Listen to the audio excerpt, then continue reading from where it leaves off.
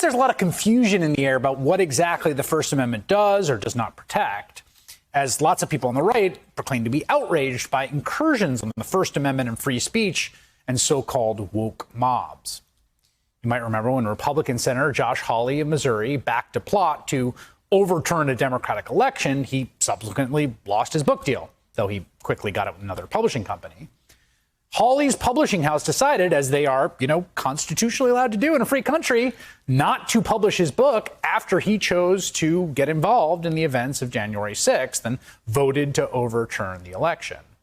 And when that happened, Josh Hawley, who really loves to whine, it's one of his favorite things to do, and the right, they all cried censorship.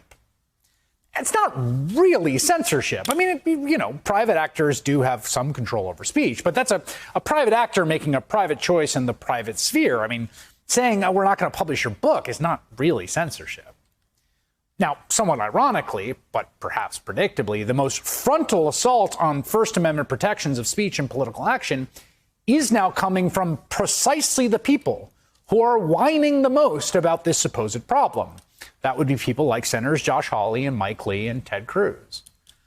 You might have seen the news earlier this month that Major League Baseball, again, a private business, decided to move its All-Star game out of Georgia in protest of that state's new restrictive voting law.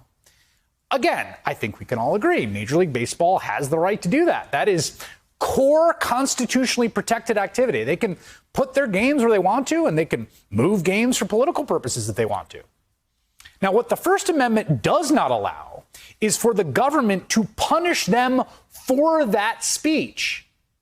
I mean, think about it. We don't want a situation where we had a tax code that was, say, corporate tax rate 25%, but for companies that express this certain political view, we're going to make it 30%.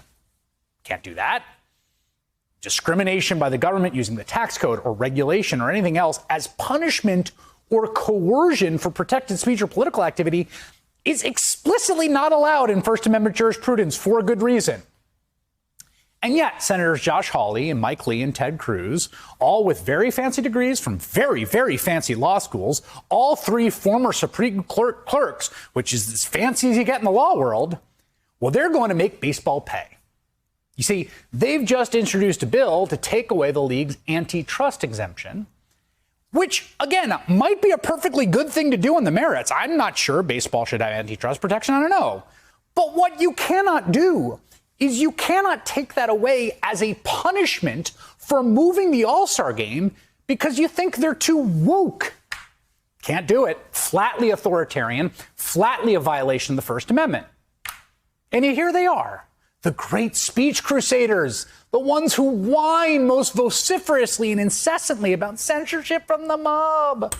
The great defenders against censorship, explicitly saying, we are going to use government force to go in and coerce and punish this political speech we object to.